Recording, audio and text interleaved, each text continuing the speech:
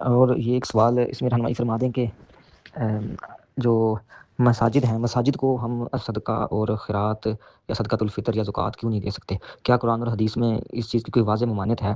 اور اسی سوال کا دوسرا حصہ یہ ہے کہ ہمارا جو صدقۃ الفطر کے بارے میں یہ سن رکھا ہے کہ اس کا جب وہ دینا ہے تو اس کے لیے وہ خاص لوگوں کو ہی دیا جا سکتا ہے، اس کی کچھ شرائط بتائی گئی ہیں، تو اس کو پہلے ڈھونڈنا، ان کا تعین کرنا، پھر ان کے ہاتھ میں دینا، ان کو پہنچانا لازمی ہے۔ تو اس بات میں بھی رہنمائی فرما دیں، شکریہ، جزاک اللہ۔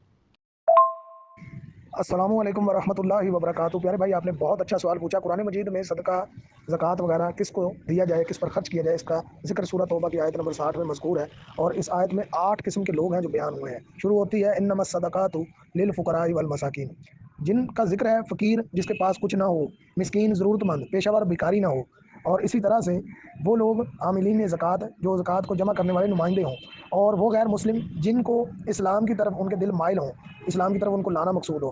غلام آزاد کرنے میں اس کو دیا جا سکتا ہے۔ مقروض، جس پر قرض ہو اور اس کا قرض اتارنے میں اس کی مدد کی جائے، اور اس کے علاوہ جہاد کرنے والوں کے لیے، اللہ کے راستے میں سفر کرنے والوں کے لیے۔